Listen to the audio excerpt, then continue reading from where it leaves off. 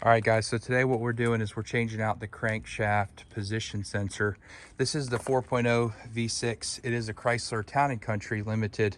I scoured YouTube to find a video on how to change the crankshaft position sensor. It was throwing the code P0335. There's really nothing on the internet. There was one video that said, this is how you change the camshaft sensor.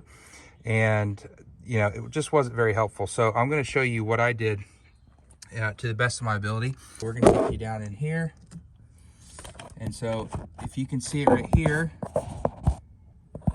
right there, crankshaft, not camshaft. And you've got to get down in there with a 10mm socket. I use that without an extension, and you've got to work the bolt out. So once you get that little bolt out, you're able to pop out the old one and then put the new one in. And I'm going to have to take a screwdriver to pop this one out to put the new one in. This is just magnetic. The bolt goes in there, and then you hook up the connector right there.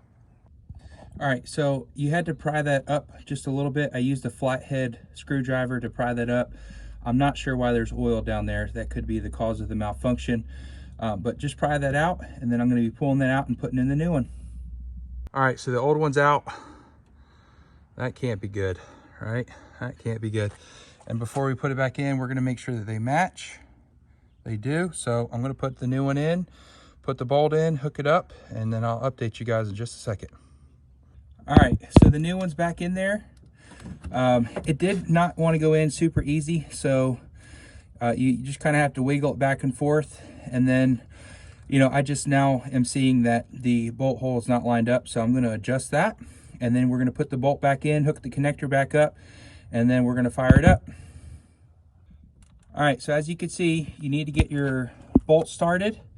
I had to finagle it just a little bit on making sure that it was lined up. And then once you get it lined up, it'll start seating correctly. I just did finger tight. Now I'm going to put the socket on it. All right, I finally got that bolt in. It took me a little bit to actually get it situated in there, but I finally got it.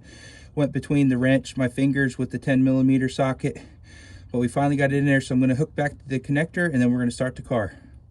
All right, so just finished installing the connector. Now before, when I tried to start this up last night, it would turn over, I don't know, 2 to 3 seconds, and then it would finally fire. So we're going to fire it up and see what happens.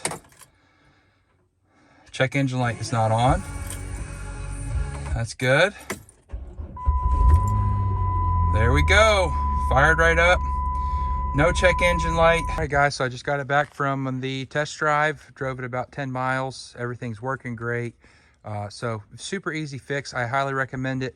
It wasn't super difficult. I do have some kind of, you know, a little bit of mechanical background, but the big thing that you need to have is just patience to be able to, you know, not drop that bolt down in that section and, you know, to get it back in there. Everything else was super simple. If this helped you guys, make sure you share it and, or like it, leave a comment. I'd be happy to help any way that I can. Thanks.